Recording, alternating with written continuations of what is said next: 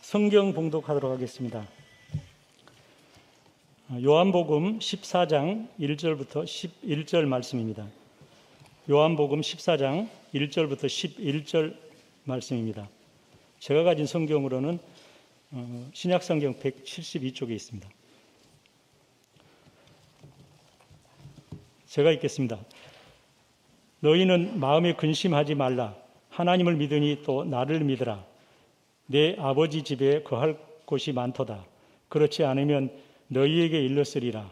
내가 너희를 위하여 거처를 예비하러 가노니 가서 너희를 위하여 거처를 예비하면 내가 다시 와서 너희를 내게로 영접하여 나 있는 곳에 너희도 있게 하리라. 내가 어디로 가든지 그 길을 너희가 아느니라. 도마가 이르되 주여 주께서 어디로 가시는지 우리가 알지 못하거늘 그 길을 어찌 알겠사옵나이까. 예수께서 이르시되 곧 내가 곧 진리요 길이요 진리요 생명이니 나로 말지 않고는 아버지께로 올 자가 없느니라. 너희가 나를 알았더라면 내 아버지도 알았으리로다. 이제부터 너희가 그를 알았고 또 보았느니라. 빌립이 이르되 주여 아버지를 우리에게 보여주소서. 그리하면 족하겠나이다. 예수께서 이르시되 빌립아 내가 이렇게 오래 너희와 함께 있으되 내가 나를 알지 못하느냐. 나를 본 자는 아버지를 보았거늘 어찌하여 아버지를 보이라 하느냐. 내가 아버지 안에 거하고 아버지가 내 안에 계신 것을 내가 믿지 아니하느냐. 내가 너희에게 이르는 말은 스스로 하는 것이 아니라 아버지께서 내 안에 계셔서 그 일을 하시는 것이라. 내가 아버지 안에 거하고 아버지께서 내 안에 계심을 믿으라. 그렇지 못하겠거든 행하는 그 일로 말미암아 나를 믿으라. 아멘. 네, 반갑습니다. 우리 이은수 목사님과는 그 합동신학교 11회 동기고요. 또 나이도 1960년생 같고 또 사모님도 제 집사람 나이와 같고 63년생. 그리고 이제 갑신 졸업하고 또 필라델피아 웨스트민스터 신학교 이제 근방으로 이렇게 가게 됐는데 그때 또 필라델피아 같은 필라 영생 장로교회 미혼 청년부, 저는 결혼한 청년부 담당하는 부교역자로 있었고 그 필라델피아 한 아파트에 살면서 이렇게 틈 나는 대로 모여서 라면도 끓여 먹고 거기서 또 애를 낳아서 우리 예람이 그리고 제 자녀들 같이 또 태어나고 생활을 했고요. 그리고 이제 또 거기서 그친 것이 아니라 이제 볼티모어라는 데로 제가 또 먼저 한 1년 정도 먼저 볼티모어 장로교회 부교역자로 가게 되었는데 또 1년 뒤에 따라서 볼티모어 베델교회 이웃교회인데 그 교회에 또 부교역자로 오게 되었고 그리고 이제 제가 또 1년 더 먼저 샌프란시스코 쪽으로 담임 목회를 떠났는데 또 1년 뒤인가 또 목사님께서 피츠버그 중앙장로교회로 담임 목사로 가시고 그래서 거의 미국에서 한 25년간 같은 하늘 아래 있으면서 또 같이 동역하고 또 목회를 했던 귀한 친구입니다. 저는 그래서 이제 신학교 들어간 뒤로 만난 저의 그 베프라 그러죠. 베스트 프렌드. 절친이라고 생각을 저는 하는데 목사님은 모르겠어요. 너무 귀한 목사님이고 이 화성교회는 뭐 항상 그렇게 기억합니다. 과거에 장경동 목사님 때부터 이렇게 잘 섬겨왔던 우리 교단과 우리 신학교를 잘 섬겨왔던 귀한 교회고 또 그리고 또 기억나는 것은 또 시절을 따라서 그때 참 배고픈 신학생들을 위해서 이 교회에서 이렇게 오셔서 식사 제공해 주시면서 또 우리 장경동 목사님 또 만주 이야기 계속 들으면서 설교를 들었던 그런 기억이 납니다. 참 감사한 것은 부족한 저를 또 이 강단에 세워서 이 복음의 이 메시지를 전할 수 있도록 해주신 것. 오늘 낮에는 이제 제가 또 다른 신앙의 친구인데 강남에 있는 큰 교회 한 교회 지금 담임 목사로 가 있는 친구 목사님 교회 가서 예배를 드렸는데 거기서도 제가 느낀 바입니다. 이 목회자 역할이라는 것은 이 강대상에 서서 그 하나님 말씀을 확 확실하게 하는 것, 말씀을 확실히 함. 그리스도를 통해서 하나님께서 우리에게 베푸신 구원의 놀라운 은혜들을 그것이 주는 삶의 파격적인 효과에 대해서 하나님 말씀을 중심으로 잘 풀어서 설명하는 일 외에는 다른 일을 할 필요가 없다고 느끼는 저의 그 나름대로의 목회자로서의 신앙 고백인데 그걸 오늘 아침에도 예배를 드리면서 느꼈습니다. 근데 오늘 또 이제 오후에 이 졸리는 오후 3시 시간에 이렇게 참 여러분들 졸리지 않도록 하나님 말씀을 정말 잘 풀어서 설명하는 것이 저의 임무라고 생각을 해요. 최선을 다해 보겠습니다. 뭐 중간에 졸리면 이제 제 책임이 되겠습니다만은 아무튼 최선을 다해서 하나님 말씀을 이렇게 분명히 할 수 있는 그런 기회가 되었으면 합니다. 잠깐 기도하고 말씀 나누도록 하겠습니다. 하나님 아버지 감사합니다. 우리에게 말씀을 주셔서 무엇보다도 이 복음의 근본적인 이유와 목적을 이해할 수 있도록 도우시고 주의 성령의 기관인 교회를 통해서 그 말씀을 더욱더 확인할 수 있는 그런 기회들을 주시니 얼마나 감사한지 오늘 이 저녁에 우리에게 그 말씀을 더 풀어주셔서 눈이 뜨이게 하시고 우리의 삶의 길을 결정하고 또 결정하고 이렇게 선언할 수 있는 그런 아름다운 계기가 되는 귀한 이 밤 될 수 있도록 역사하여 주시옵소서. 예수 그리스도의 이름으로 기도드립니다. 아멘. 인간에게는 다 추구의 본능이 있어요. 나한테는 그런 것 없다 그렇게 말씀하실지 모르겠지만 뭐 하루하루 대충 살다가 그냥 부르면 가겠네 이렇게 말하는 사람도 있겠지만 어쩌면 그렇게 말하는 그 사람의 그 말 자체가 그의 추구의 본능이라고 말씀드릴 수도 있겠죠. 즉 이런 거죠. 어떤 궁극을 향한 인간의 본능, the ultimate, 어떤 궁극적인 지점이 있다면 그것이 무엇일까라고 생각하면서 끊임없이 그것을 추구하는 본능 같은 것을 의미합니다. 뭐 사실 우리 자신도 가끔이지만은 다들 이런 질문들을 하고 살지 않겠습니까? 나는 어디서 왔을까? 나는 왜 살까? 나는 무엇 때문에 인생을 살까? 또 죽으면 어디로 갈 것인가? 내세라는 것은 과연 있을까? 이런 것들에 대한 추구 본능. 이걸 좀 고상한 말로 바꾸자면 우리는 흔히 일종의 이것을 본향이라고 말할 수가 있겠습니다. 나는 거기서 왔으니 다시 그리로 돌아가겠노라는 내 인생의 어떤 궁극적인 지점을 의미하는 것이겠죠. 철학적 용어로는 그것을 실제라고 말합니다. The reality 이렇게 부르는데 아무튼 만약에 그런 곳이 있다면 그것을 찾은 자는 인생의 모든 답이 거기서 풀린다고 말할 수가 있겠죠. 자, 하지만 문제는 그 해답을 어느 누구도 자기 스스로는 못 찾는다는 사실에 있습니다. 백방 노력을 해봐도 그 어느 누구도 그 답을 얻지 못합니다. 또 가끔은 어떤 이들이 그 답을 찾았다고 확신하면서 자신 있게 그 답을 온 세상에 내놓긴 합니다만 더 큰 문제는 뭐냐면 그게 정말 진짜 정답인지를 알 수가 없다는 것이죠. 왜냐하면 그 사람이 그걸 찾았다고 자신 있게 말하지만 그 다음에 또 누군가가 나타나서 제시하는 또 다른 답들에 의해서 앞에 내가 선언했던 그 답이 여지없이 무너지고 말기 때문입니다. 이런 문제들을 생각하면서 제가 그럼 이런 문제들을 가장 스스로 잘 찾았다고 대답하는 사람들이 누굴까 생각을 해봤더니 불교의 현자들인 것 같아요. 현자들이 남긴 법어들이 있습니다. 그래서 한번 인터넷을 뒤져봤습니다. 서홍 스님, 가는 곳마다 주체가 되고 참되라. 이게 법어고요. 여러분 잘 아시는 성철 스님, 물은 물이고 산은 산이다. 저도 이 말은 할 것 같아요. 그죠? 서암 스님, 부처는 바로 자기 마음이다.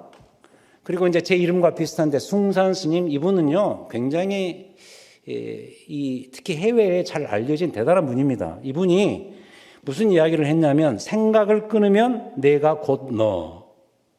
특히 이 마지막 것. 근데 한번 제가 질문을 해보고 싶은 거예요. 어떻게 생각을 끊고 살 수 있는가? 생각을 끊고 사는 것은 불가능한 일입니다.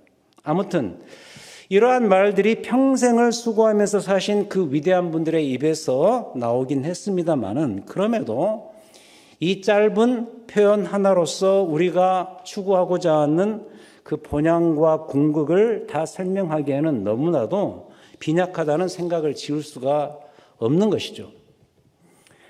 그런데 우리가 이러고 있는 판에 그 자리에 거대한 포탄이 하나 떨어졌어요. 그 포탄이 무엇인가?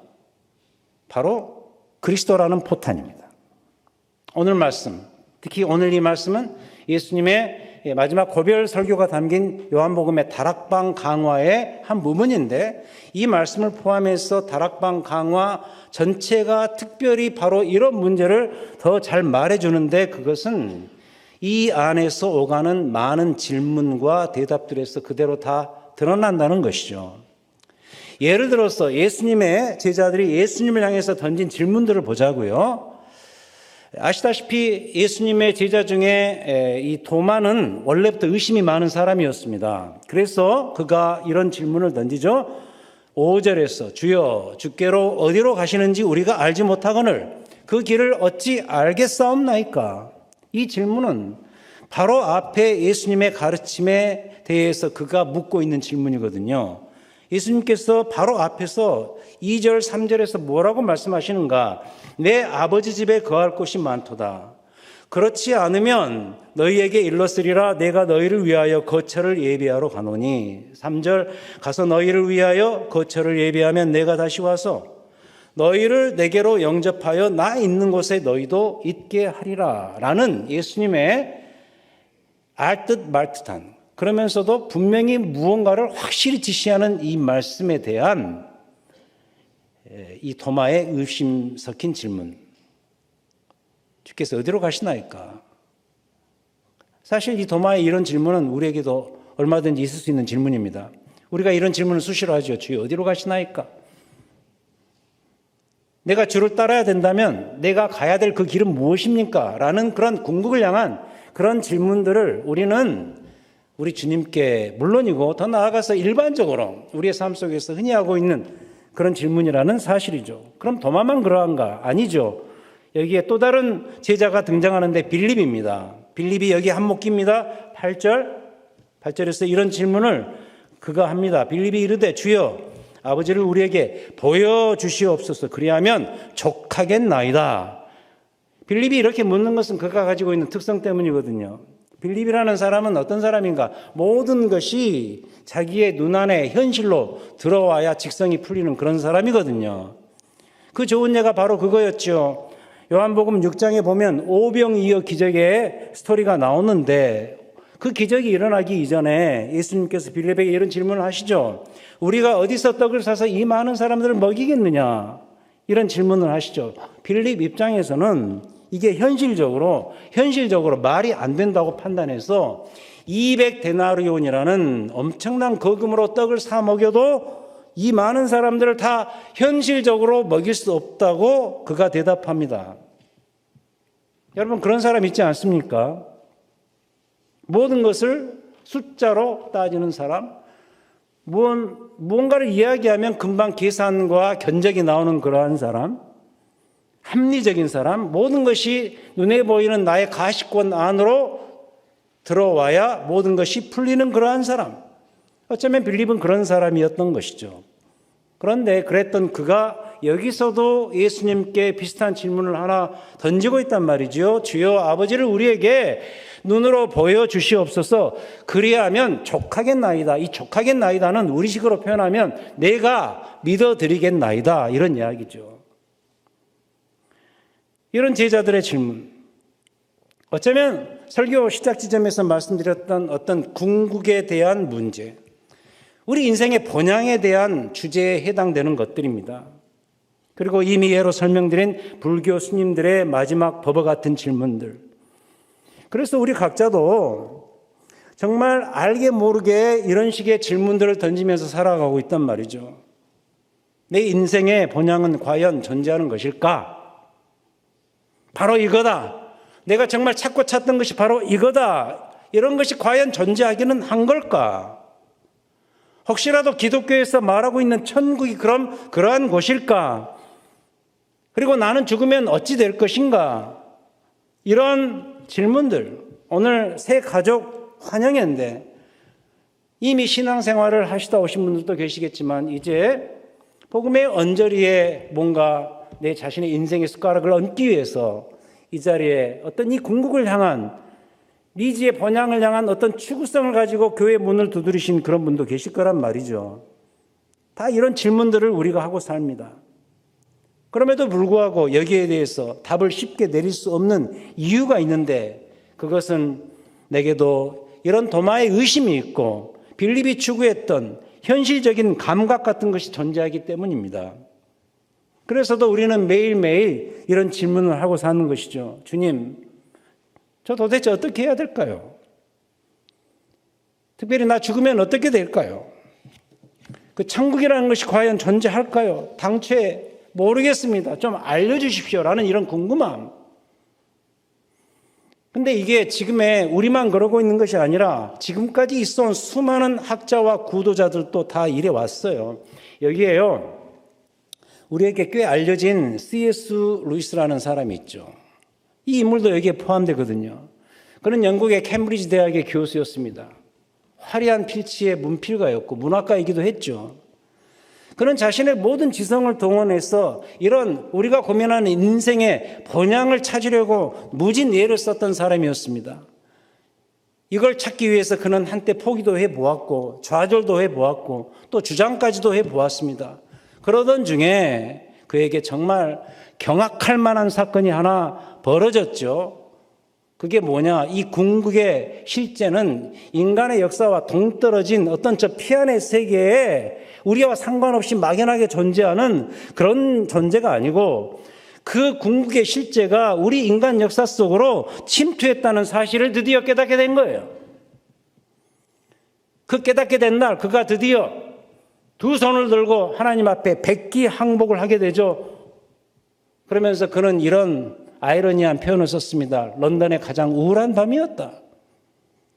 이 시대 최고의 지성인 나 같은 사람이 결국 그 하나님의 우리를 향한 인생의 침투에 백기항복을 들 수밖에 없는 그 날의 그 우울함을 역설적으로 런던의 가장 우울한 밤이었다라고 고백을 했죠. 굉장히 의미 있는 고백 아닙니까? 그럼 그 침입자가 누구인가? 바로 역시 우리 주 예수 그리스도였다는 사실이죠. 그의 지성을 흔들고 그의 학문을 흔들고 그의 인생 가운데 파들어서 그의 인생을 해체시키고 다시 주 안에서 새롭게 모든 것을 조합시키는 하나님의 그 은혜의 침투를 그가 경험했던 것이죠. 그래서 중요한 것은 이거예요. 그런 궁극의 지점이 만약 있다면, 존재한다면 그것은 이걸 여러분 다 잊으셔도 이건 기억하셔야 돼요. 오늘 밤에. 인간이 그것을 찾아가는 방식으로서는 도저히 얻을 수 없다는 사실이에요. 이 일을 주관하시는 하나님 그분께서 내게 come to us, down to us, 내게 찾아오는 방식으로서만 얻어진다는 사실이에요. 이건 정말 중요한 이야기예요. 아까 말씀드린 불교스님들 개인적으로 훌륭한 분들인 것은 사실이에요. 하지만 그 본인들이 그것을 찾아가려고 애를 썼던 분들입니다. 그리고 아마도 그분들은 그것을 찾았다고 본인들 스스로 생각하고 자신 있게 그 말들을 남겼겠죠. 하지만 기독교 신앙은 정반대입니다. 인생의 본향과 궁극을 그런 방식으로 우리가 찾아가는 방식으로 그 찾아가는 방식에 수많은 방법들이 동원되겠죠. 참선을 하고 구도를 하고 자비를 베풀고 윤리적으로 훌륭히 살고 그것을 얻을 수 있는 어떤 우리가 할 수 있는 최선의 조건이 있다면 그게 무엇일까? 그 조건들을 우리가 충족시키려고 우리가 찾아가는 그런 방식으로 그렇게 애를 쓰지만 기독교 신앙은 그런 것으로 결코 그것을 얻어낼 수 없다고 분명히 선언합니다. 성경이 그것을 매 페이지마다 증명합니다. 그럼 그 대신에 어떻게 이게 가능한가? 하나님 자신이 이 땅에 내려오셔야만 이 문제가 해결된다고 말해요. 그래서 이루어진 일이 뭐냐? 예수 그리스도께서 말씀이 되셔서 이 땅에 오신 그 사건인 거예요. 근데 이 중요한 사건을 말해주는 정말로 중요한 말이 오늘 본문에 나오는데 그게 그 유명한 6절입니다. 예수께서 이르시되 내가 곧 길이요 진리요 생명이니 나로 말미암지 않고는 아버지께로 올 자가 없느니라. 도마의 의심 섞인 질문과 빌립의 현실 감각이 있는 질문에 대한 예수님의 간단한 이 대답이 어쩌면 이와 관련된 모든 주제들에 대한 해답이 되는 거예요. 내가 곧 길이요 진리요 생명이니 나로 말미암지 않고는 아버지께로 올 자가 없느니라. 이 말은 결국 우리의 구원 문제에 대한 정답을 말해주는 것인데, 그렇다면 이 선언은 예수님 자신 말고는 구원의 가능성이 전혀 존재하지 않는다는 정말 대단한 폭탄 선언이 되는 것이죠. 요한복음 14장 6절에서 말하는 이 세 가지 명사, 길, 진리, 생명. 신학교 가면 헬라어를 배우거든요. 헬라어를 배우면은 성경이 원어로 어떻게 쓰였는가 이걸 연구하게 되죠. 거기에 보면 이 번역본에는 나오지 않는, 한글 번역본에는 나오지 않는 그런 세밀한 부분들이 있습니다. 그것을 더 이렇게 분명히 말해주는 그런 대목들이 나오는데, 그 중에 하나가 뭐냐면 바로 정관사예요. 정관사. 호라는 정관사. 영어로 표현하면 the가 붙는 것이죠. 그래서 이 구절은 더 정확한 번역은 뭐냐면 내가 그 길이고 내가 그 진리고 내가 바로 그 생명이다. 이 그자를 넣어야 돼요. 무슨 이야기냐면, 여러분 영어를 배우신 분들 알죠? 그 정관사의 역할이 있지 않습니까? 유일성을 말할 때 그 정관사를 붙이지 않습니까? 바로 그것, 유일성. 즉 다른 길은 없다는 거예요. 예수 그리스도가 구원의 유일한 기름을 말하기 위해서 세 가지 비유적인 명사를 쓰는데 그게 바로 길, 진리, 생명인 거예요. 그렇게 말할 때 예수님이 이거 아니에요. 많은 길 중에 하나가, 많은 생명들 중에 하나, 많은 진리들 중에 한 진리가 아니고,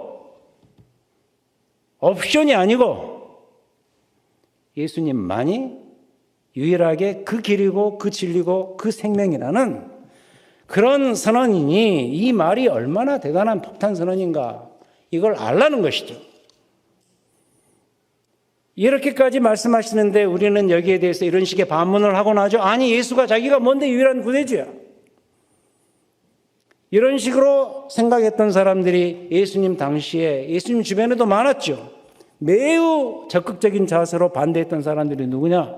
복음서를 통해서 드러나는 제사장들, 서기관들, 당대 바리새인들, 종교인들이었고, 그냥 방관자적 자세로 의심했던 사람들은 그 당시 대부분의 군중들이었어요. 예수님 십자가에 달리실 때 지나가는 사람들이라는 표현 나오죠. 아하, 지나가면서 조롱하고 하하 했던 지나가는 사람들, 대다수의 군중들, 대부분 많은 사람들이 예수님 당시에도 이 예수님의 폭탄 선언에 대해서 불신을 했죠. 근데 지금의 우리를 보자면 우리도 비슷한 마음을 품고 살지 않습니까?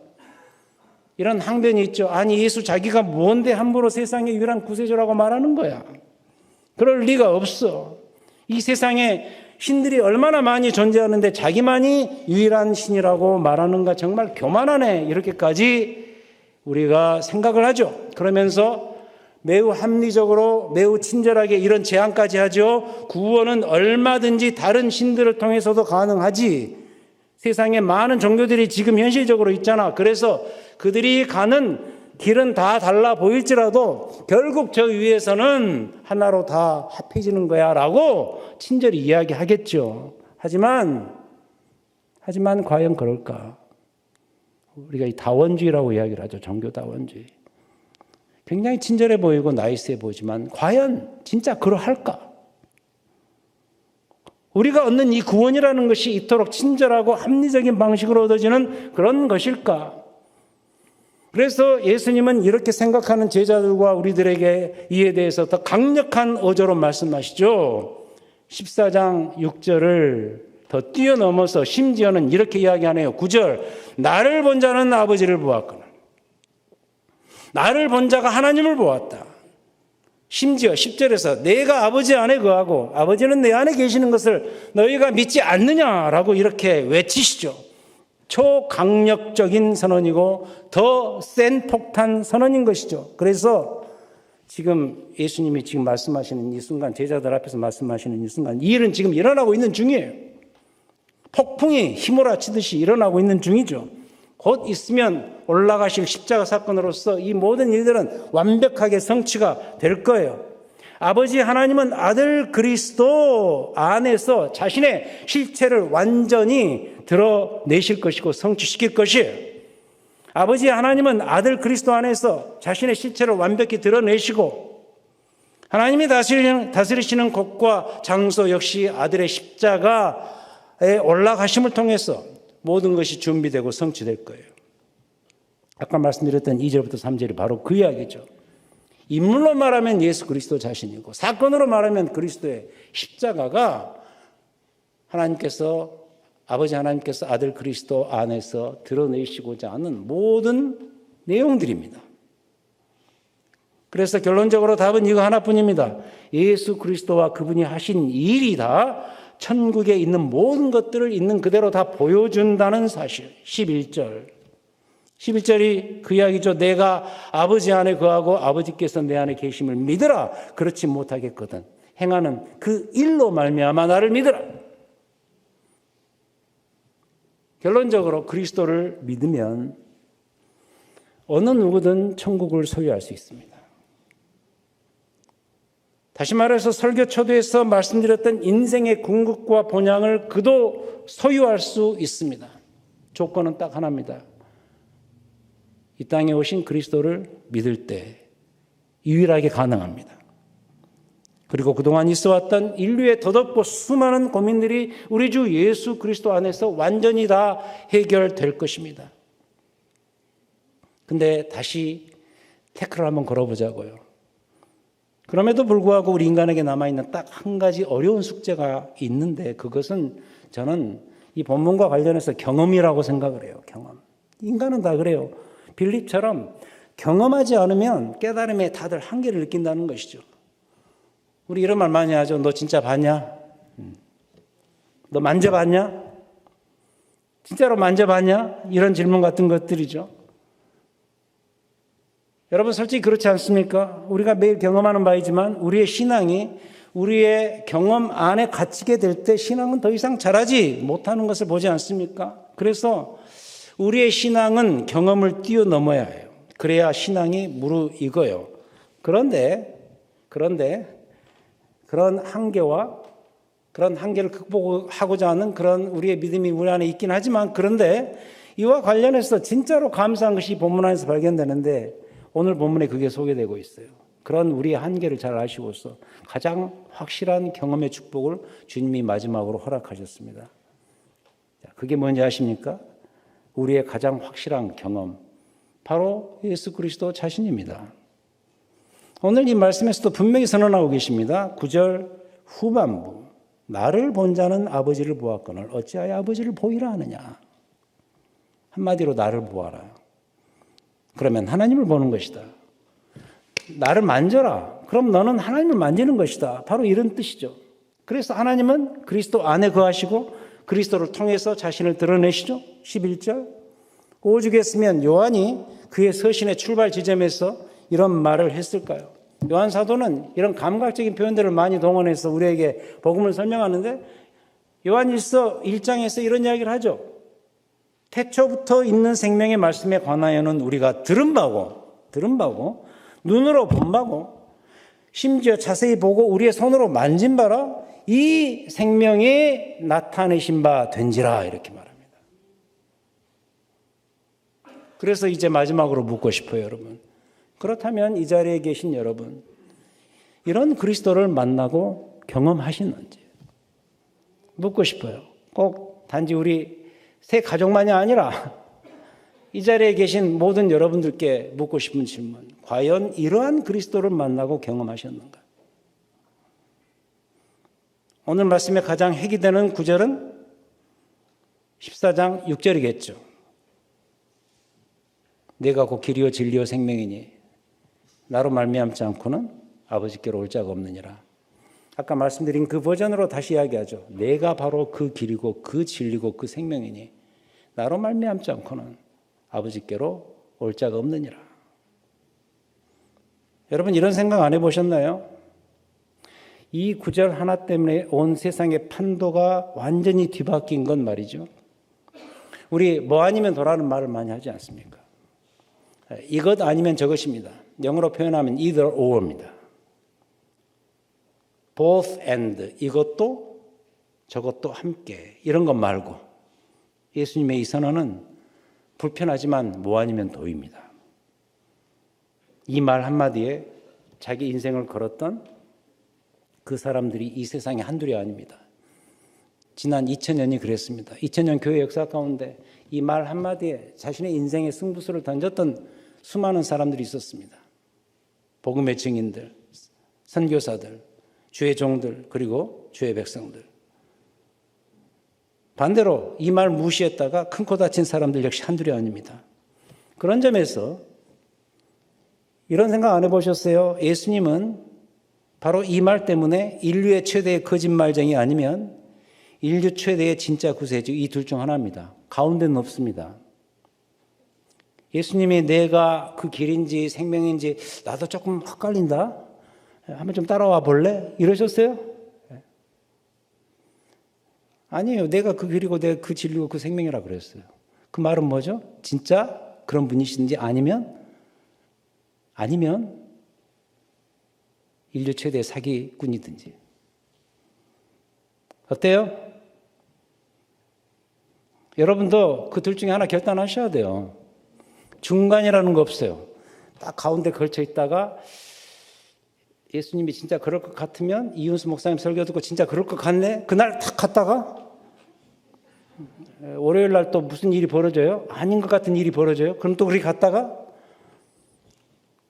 both and, 이제 진짜 영리한 사람은 그럼 둘 다 부처도 한번 믿어보고 그리스도도 한번 믿어보고 혹시 또 합해질지 모르니까 누구의 말처럼 both and, 이것도 저것도가 아니고 뭐예요?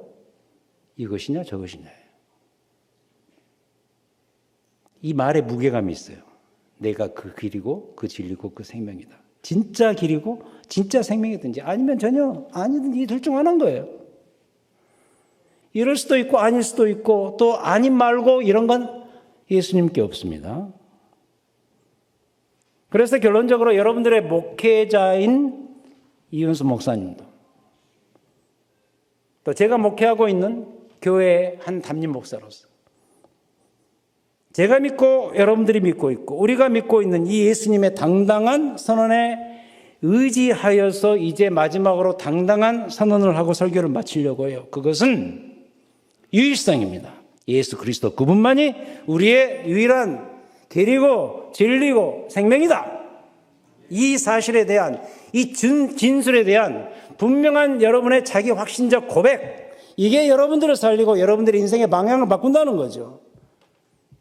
예수 그리스도만이 여러분의 유일한 개인적인 구세주시다. 그래서 다른 길은 없다. No other way. 다른 길은 없는 거예요. 오직 그리스도 그분만이 유일한 여러분의 삶의 구원자 되신다라는 사실. 그런 점에서 오늘 이 설교 제목처럼 예수님은 여러분 인생에 쳐들어오신 구원의 침입자예요. 여러분을 정복하신 정복자예요. 아까 말씀드렸던 그 C.S. 루이스에게 행하셨던 것처럼 여러분 참 이상하지 않아요? 예수를 잘 믿고 한참 후에 물어보면 이런 질문을 하죠. 당신이 예수를 믿어서 예수를 믿는 것 같아요? 아니면 예수님이 당신을 믿게 해서 예수를 믿고 있는 것 같아요? 이 초창기에는 일본어로 이야기를 해요, 대부분. 근데 참 이상해요. 신앙생활을 해나가면서 2번으로 되게 대답을 해요. 특히 그 세례 받을 즈음 되면은 되게 그렇게 고백을 하더라고요.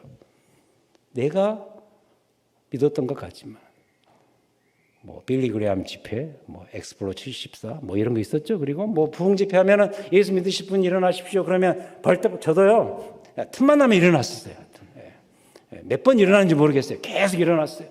언젠지는 모르지만. 그래서 내가 예수를 결정해서 믿은 것 같지만, 내가 선택한 것 같지만, 결국 제 입에서 후에 터져 나오는 고백은 뭐냐면, 그리스도께서 나를 장악하시고, 나를 포로 삼아서 내 인생에 침입하셔서 나를 당신의 자녀로 삼으셨다고 고백을 한단 말이죠. 놀라운 일 아니에요. 그죠? 그래서 그리스도는 내 인생의 침입자예요. 내게 쳐들어오셔서 나를 완전히 부수고 충돌해서 나를 장악해서 자신의 것으로 만들어 버리시는. 그래서 내가 뭐라 그러죠? 그리스도는 내 인생의 침입자예요. 나로 사로잡은 사냥꾼이고 나를 끊임없이 다시 포획하는 낚시꾼이시고 하늘의 낚시꾼이라는 이런 표현을 쓰죠. 맞죠, 여러분? 네. 오늘 새가족 환영 예배. 어쩌다 제가 오늘 이런 분위기에서 이런 설교를 하게 됐는지 모르겠습니다만, 특히 우리 새가족 이렇게 오신 분들을 비롯해서 우리 모두에게 이게 있어야 돼요, 여러분. 내가 그리스도께 사로잡혔다는 그 의식이 여러분들에게 있어야 돼요. 맞아요, 주님, 저를 포로 삼으셨습니다. 제 인생은 주의 것입니다. 이제 주 안에서 주의 포로가 되어서 남은 내 인생을 사는 것에 내 인생의 유일한 의미가 있습니다. 그게 여러분들 서신서에서 계속 말하고 있는 그리스도 안에 산다는 의미예요. 맞죠? 여러분, 신앙은 이런 겁니다. 아까 우리 그 찬양이 참 은혜가 되더라고요. 이것이 행복이라고 세상이 알 수 없는 선물, 하나님의 자녀로서 살아가는 것, 너무 소중한 선물이에요. 이 일 때문에 우리 새 가족이 이 교회 등록하신 거예요. 그리스도를 만나고 주와 더불어 사는 그 삶의 부유한 비밀을 풍성히 경험해 가시는 이 자리에 계신 우리 성도님들이 되시기를 우리 주님의 이름으로 축원드립니다.